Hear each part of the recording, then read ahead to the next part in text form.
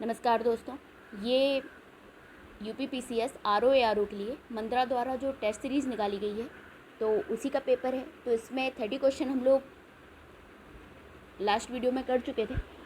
अब 31 से स्टार्ट करते हैं। तो अच्छा, अभी तक अगर आप लोगों ने हमारा चैनल सब्सक्राइब नहीं किया है तो इसे सब्सक्राइब कर लीजिए। वीडियो पसंद आता है तो इसे लाइक भी किया करें। निम्न में से किस शासक ने नालंदा विश्वविद्यालय की स्थापना करवाई? तो नालंदा विश्वविद्यालय की स्थापना किसने करवाई थी? कुमारगुप्त ने। तो यहाँ पे क्या लिखा है? महेंद्रादित्य है। तो यही आंसर होगा, क्योंकि महेंद्रादित्य की उपाधि थी। ठीक है, कुमारगुप्त की उपाधि जो थी महेंद्रादित्य थी। और बौद्ध शिक्षा का प्रमुख केंद्र था। ठीक है, और राजगीर के समीप स्थित है। नेक्स्ट है 32 निम्नलिखित में से कौन सा स्मारक पल्लव काल से संबंधित नहीं है? तो इसमें से कौन सा? लिंगराज मंदिर नहीं है। ठीक है, ये तो भुवनेश्वर में स्थापित है। कैलाशनाथ मंदिर, धर्मराज रथ और शोर मंदिर। और लिंगराज मंदिर जो है वो उड़ीसा में स्थित है और सोमवंशी राजाओं द्वारा किया गया था इसका निर्माण। ठीक है, और नागर शैली में कहलाता है ये लिंगराज मंदिर का। जबकि जो शोर मंदिर है महाबलीपुरम में स्थित है और इसका निर्माण पल्लव शासकों द्वारा किया गया है। यह राज सिंह शैली का प्रथम उदाहरण है। ठीक है, और कैलाशनाथ मंदिर कांची में स्थित है। यह मंदिर राज सिंह शैली के चरमोत्कर्ष का प्रतिनिधित्व करती है। ठीक है, तो नेक्स्ट है 33 निम्नलिखित शासकों में से किसने बातापी कोंड उपाधि धारण की थी? बातापी कोंड कौन कहलाती थी? नरसिंह वर्मन प्रथम कहलाते थे। ठीक है, बी आंसर हो जाएगा बातापी कोंड। चालुक्य शासक पुलकेशिन द्वितीय को पराजित कर उसकी राजधानी बातापी पर अधिकार करने के पश्चात इन्होंने नरसिंह वर्मन जो थे प्रथम ने बातापी कोंड की उपाधि धारण की थी। ठीक है, अच्छा, महेंद्र वर्मन प्रथम ने शत्रुमल्ल की उपाधि धारण की थी। परमेश्वर प्रथम ने एकमल्ल की और नरसिंह वर्मन द्वितीय ने अमित्रमल्ल की उपाधि धारण की थी। ठीक है, नेक्स्ट है 34 पल्लव वंश का अंतिम शासक कौन था? तो पल्लव वंश का अंतिम शासक अपराजित था। ठीक है, अपराजित था, ए आंसर हो जाएगा। अच्छा, वो पल्लव वंश का जो संस्थापक था वो कौन था? वो सिंह वर्मा था। ठीक है, और जबकि उसका वास्तविक संस्थापक जो कांची के पल्लव वंश का संस्थापक जो था वो सिंह वर्मा था, जबकि उसका वास्तविक संस्थापक जो था वो सिंह विष्णु था। और अंतिम कौन था? अपराजित वर्मन। ठीक है, ठीक है, नेक्स्ट है पल्लव वंश का अच्छा हो गया ये 35 हिंदू, जैन एवं बौद्ध तीनों ही धर्म का प्रतिनिधित्व करने वाली गुफा है। तो कौन सी गुफा तीनों का करती है? तो ये एलोरा है। एलोरा तीनों का करती है, हिंदू, जैन और बौद्ध का। ठीक है, तो एलोरा में बौद्ध धर्म, ब्राह्मण धर्म और जैन धर्म से संबंधित गुफाएं मिलती हैं। और 5वीं शताब्दी से लेकर 12वीं शताब्दी ईस्वी तक हुआ है। एलोरा गुफा में कुल 34 गुफाएं हैं। कितनी हैं? 34 हैं एलोरा में। और गुफा 1 से 12 तक जो है मतलब फर्स्ट से लेकर 12 तक ये कौन सी हैं? ये बौद्ध धर्म से रिलेटेड हैं। 13 से 29 तक जो है वो हिंदुओं से रिलेटेड हैं और 30 से 34 तक जो हैं वो गुफाएं जैन से हैं। ठीक है, नेक्स्ट है 36 उत्तर रामचरित के रचयिता कौन है? तो उत्तर रामचरित के रचयिता कौन है? तो ये होंगे भवभूति। ठीक है, भवभूति जो थे कन्नौज नरेश यशोवर्मन के दरबार में रहते थे। यहीं पर भवभूति ने संस्कृत के 3 नाटक महावीर चरित, मालती माधव और उत्तर रामचरित लिखा था। ठीक है, तो क्या हो जाएगा इसका आंसर? बी हो जाएगा इसका आंसर। ठीक है, नेक्स्ट है मोहम्मद गौरी गजनी जाते हुए किसके द्वारा मारा गया? तो किसके द्वारा मारा गया था ये गजनी? खोखरों के द्वारा मारा गया था। ठीक है, तो क्या हो जाएगा? डी आंसर हो जाएगा, खोखरों ने मारा था इसको। ठीक है, 1210 ईस्वी में ऐबक नहीं, मोहम्मद गौरी का बोल रहे हैं 1206 में हत्या कर दी थी और 1206 में फिर कुतुबुद्दीन ऐबक बन गया था। ठीक है, और पहला आक्रमण जो किया था मोहम्मद गौरी ने वो 1175 में किया था मुल्तान के करमाथी जाति के सियाओं पर। ठीक है, नेक्स्ट है 38 मृत्यु के उपरांत कुतुबुद्दीन ऐबक को दफनाया गया। तो कहाँ पे दफनाया गया था इसको? तो लाहौर में दफनाया गया था इसको, कुतुबुद्दीन ऐबक को। क्या चौगान खेलते हुए इसकी मृत्यु हुई थी, ठीक है। और ऐबक को क्या कब बोला जाता था, तो ये पीलवक्स भी कहलाता था। पीलवक्स इसलिए क्यों, हाथियों का दान देने वाला। लाखवक्स, लाखों का दान करने वाला। कुरान ख्वां, हातिम द्वितीय भी कहा जाता था, ठीक है। और ये तुर्क था, ठीक है। बलबन का जन्म तुर्कों की किस संप्रदाय में हुआ था? बलबन का जन्म किस में, इलवरी संप्रदाय में हुआ था, ठीक है। ये बड़ा पूछा जाता है बलबन, ठीक है, इलवरी संप्रदाय में हुआ था। नेक्स्ट है 39-40, निम्नलिखित में से दिल्ली का प्रथम शासक कौन था जिसने दक्कन को भेदा था? तो कौन था ये? अलाउद्दीन खिलजी था, ठीक है। ए हो जाएगा 40 का। अलाउद्दीन, महावत खां, शाहजहां, औरंगजेब ने अपने सामरिक और राजनीतिक जीवन की शुरुआत दक्कन से की है। किस किस ने की थी? अलाउद्दीन ने भी, महावत खां, शाहजहां, औरंगजेब ने। और दक्षिण भारत पर पहला तुर्की आक्रमण जो था वो जलालुद्दीन खिलजी के काल में हुआ था। वहीं दक्षिण जाने वाला पहला सुल्तान जो कहलाता था वो अलाउद्दीन खिलजी था, ठीक है। अलाउद्दीन खिलजी के दक्षिण अभियान का मुख्य उद्देश्य धन प्राप्ति था। अलाउद्दीन खिलजी के समय में दक्षिण भारत की विजय का प्रमुख श्रेय किसको जाता है? मलिक कफूर को, ठीक है। नेक्स्ट है पैगंबर की सेनापति उपाधि का उपयोग किस सल्तनत सुल्तान ने किया? तो किसने किया? खुसरो शाह ने, ठीक है। पैगंबर के सेनापति उपाधि का उपयोग खुसरो मलिक नसरुद्दीन खुसरो शाह के नाम से सुल्तान बना। इसने पैगंबर का सेनापति की उपाधि धारण की। मुबारक खिलजी ने इसे खुसरो खां की उपाधि दी थी और अपने राज्य का प्रधानमंत्री बनाया था, ठीक है। और 42, मसाहत निम्न में से संबंधित था, निम्न से संबंधित था मसाहत। तो मसाहत किससे संबंधित था? तो भूमि से था, ठीक है। क्या हो जाएगा? ए हो जाएगा इसका आंसर। मसाहत के आधार, पैमाइश के आधार पर भू राजस्व का बंदोबस्त जो होता था वो मसाहत कहलाता था, ठीक है। और अलाउद्दीन खिलजी था जिसने पहली बार इसको अपनाया था। अमीर खुसरो ने अपनी रचना आसिका किसके आदेश पर लिखी थी? तो किसके आदेश पर लिखी थी ये? तो खिज्र खां के आदेश पर लिखी थी अमीर खुसरो ने। आसिका में जो था वो देवल रानी और खिज्र खां के प्रेम संबंधों पर आधारित पुस्तक थी ये, ठीक है। और 1315 ईस्वी में इस पुस्तक का लेखक खिज्र खां के आदेश पर किया गया था। इसी में अमीर खुसरो कहते हैं कि यदि मैं भारत की प्रशंसा करता हूँ तो मुझे पक्षपाती न समझा जाए। इस पुस्तक में अमीर खुसरो मंगोलों द्वारा स्वयं के बंदी बना लिए जाने की भी सूचना देते हैं, ठीक है। नेक्स्ट है राष्ट्रकूट साम्राज्य का संस्थापक कौन था? तो राष्ट्रकूट साम्राज्य का संस्थापक कौन था? दंतीदुर्ग, ठीक है। बी हो जाएगा इसका आंसर।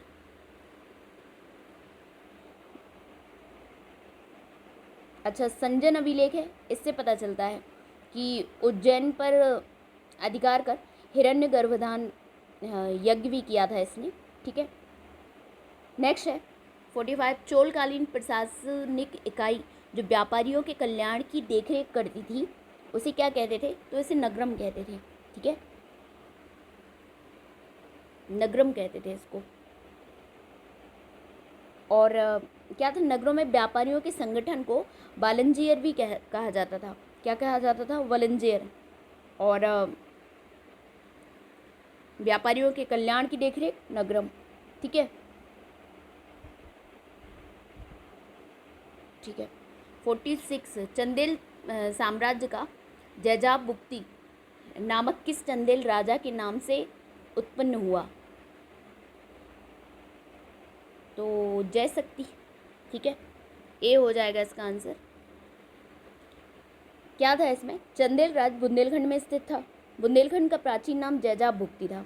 महोबा लेख जो है उसके अनुसार क्या था कि इस वंश के तीसरे राजा जय शक्ति अर्थात जेजा ने अपने शासित क्षेत्र को वैसे ही अपना नाम जैजाब भुक्ति दिया जैसे राजा पृथु ने पृथ्वी नाम दिया था। चंदेलों की प्रारंभिक राजधानी कालिंजर थी। राजा धंग ने खजुराहो को चंदेलों की राजधानी बनाया था, तब से खजुराहो ही चंदेलों की राजधानी थी। नेक्स्ट, निम्न में से किस मुगल सम्राट को उसकी मृत्यु के पश्चात अर्श आशियानी कहा गया? तो किसको कहा गया? अकबर को कहा गया। अर्श आशियानी मतलब क्या? स्वर्ग में रहने वाला, ये अकबर को कहा गया था, ठीक है। नेक्स्ट है 48 निम्न में से कौन सा युग्म सुमेलित नहीं है बताना है। तो बहादुरपुर का युद्ध 14 फरवरी 1658, सामूगढ़ का युद्ध 15 अप्रैल 1658, नहीं ये 11 जून 1665 में, देखो सॉरी इसमें नहीं है, ये 29 मई, ठीक है 29 मई 1658 ईस्वी को दारा सिकोह और औरंगजेब की सेना के मध्य हुआ था। 29 मई को हुआ था 1658। बहादुरपुर का 14 फरवरी में, और जो सामूगढ़ का युद्ध हुआ था वो फरवरी, क्या 29 फरवरी भी नहीं, 29 मई, ठीक है सॉरी 29 मई, 15 अप्रैल नहीं, 29 मई को 1658। खजुआ का युद्ध जो था वो 5 जनवरी 1659 में हुआ था। देवराई का युद्ध 13 मार्च 1659। तो फरवरी जो था 14 फरवरी उस टाइम बहादुरपुर का, फिर सामूगढ़ का युद्ध 29 मई, खजुआ का युद्ध 5 जनवरी और देवराई का युद्ध 13 मार्च, ये 59 में हुए थे 2, और 2 पहले हुए थे। ये उत्तराधिकारी युद्ध था, ठीक है सामूगढ़ का युद्ध। अच्छा नेक्स्ट है 49 शिवाजी और जयसिंह के मध्य पुरंदर की संधि कब हुई थी। तो पुरंदर की संधि पूछ रहा है, तो ये 11 जून 1665 में हुई थी। अच्छा इसमें डेट भी दी गई है बाकायदा, 11 जून 1665 में शिवाजी और जयसिंह के बीच पुरंदर की संधि हुई थी। और इसमें क्या हुआ था, जो संधि हुई थी तो शिवाजी ने अपने पुत्र संभाजी को 5000 घुड़सवारों के साथ मुगल सेना में भेजने की सहमति दी थी, ठीक है।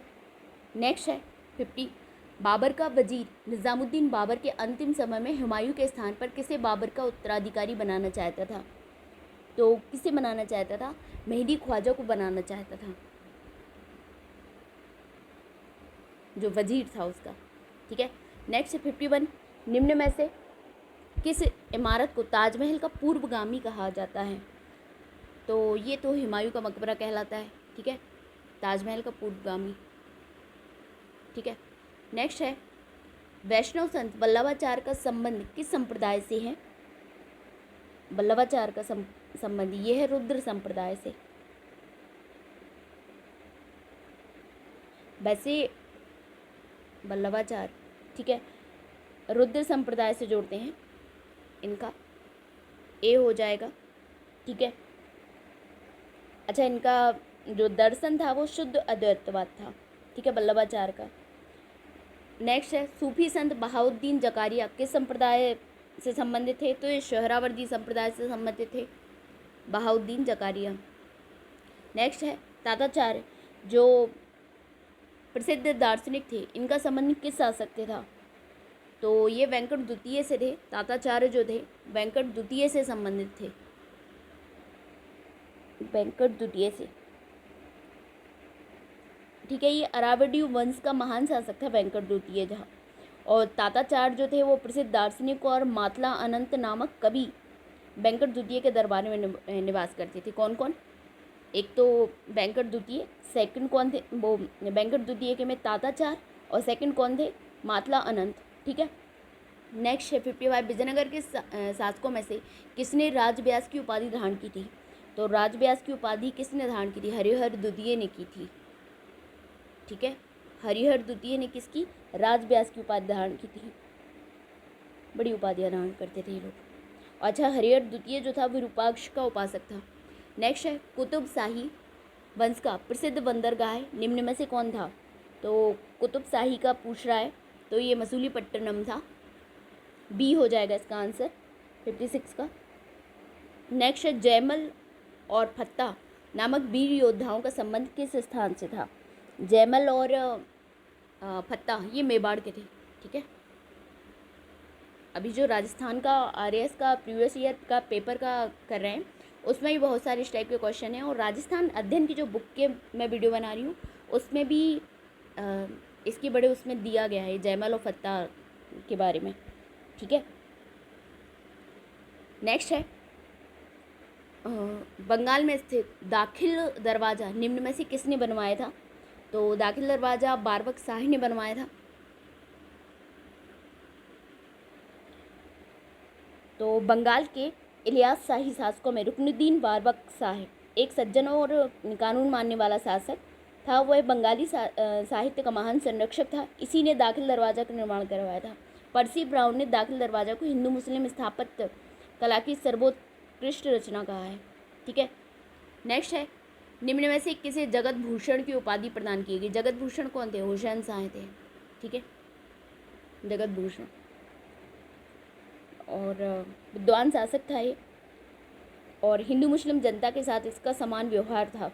और कृष्ण का अवतार, हिंदुओं ने उसे कृष्ण का अवतार और नृपति तिलक जगत भूषण उपाधि धारण की थी। और ये कहाँ का? चैतन्य जो महाप्रभु हैं उनके समकालीन था ये।